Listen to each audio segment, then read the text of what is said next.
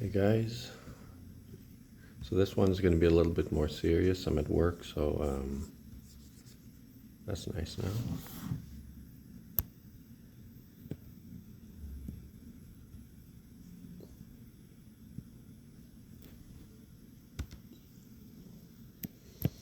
It has to do with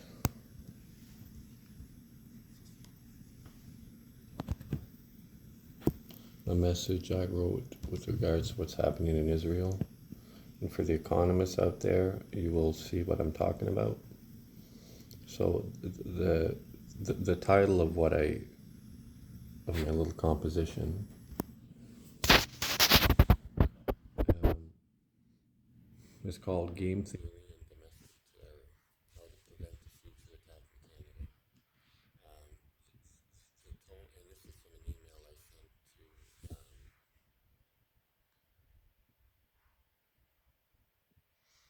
Honorable Mary Simon.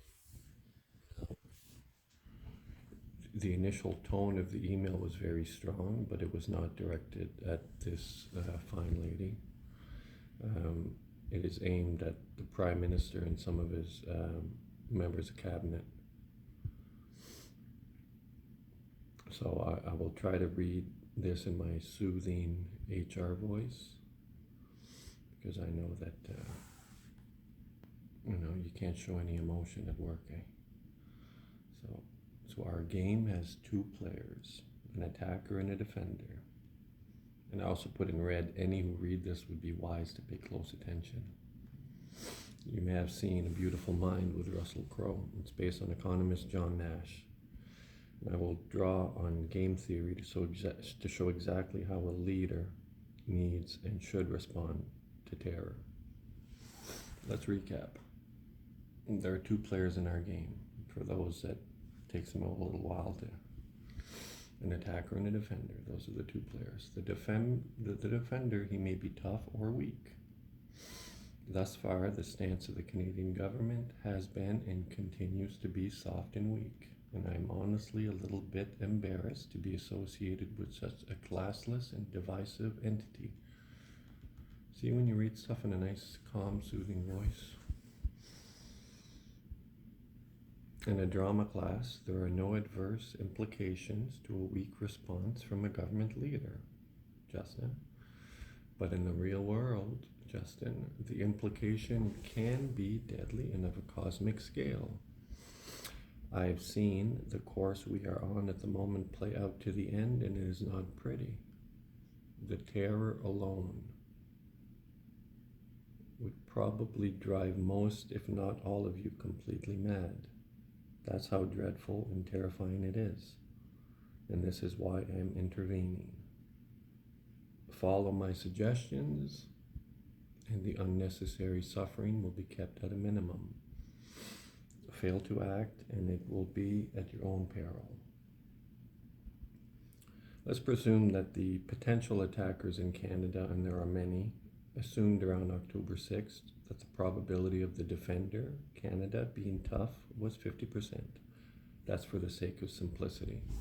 It's probably much lower to begin with, given Trudeau's pandering to the liberal Marxists. So all of the communications, and again, this is word for word what I wrote,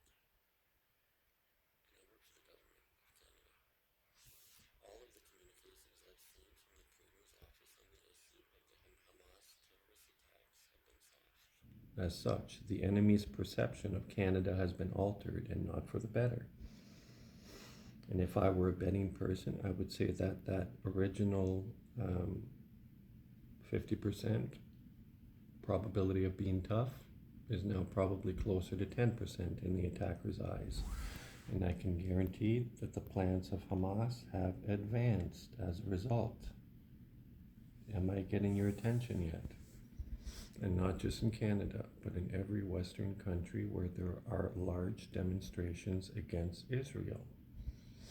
The level of infiltration, sad to say, that's taken place during the past few years would baffle any of you.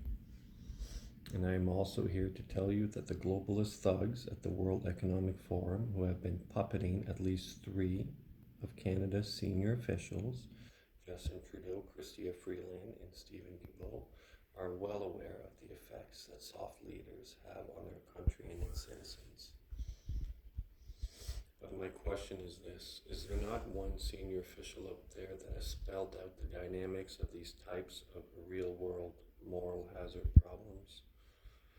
Surely to God, someone with a military intelligence background would have informed Mr. Trudeau that the only stance a leader can take in an incident like this one is one of ferociousness and of no mercy. This is not a zero-sum game. We as Canadians and in the West have everything to lose as these misled souls try to spread their demonic ideology through the sword.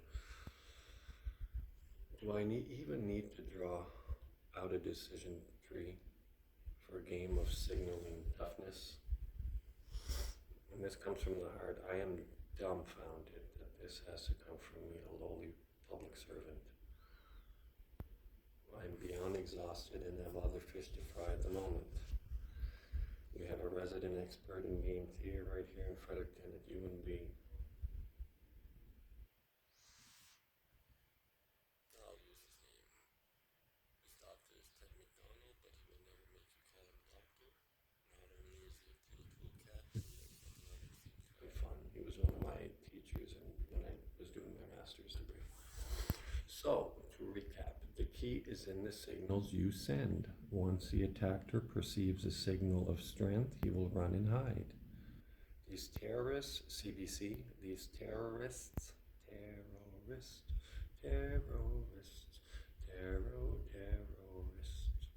are world-class cowards.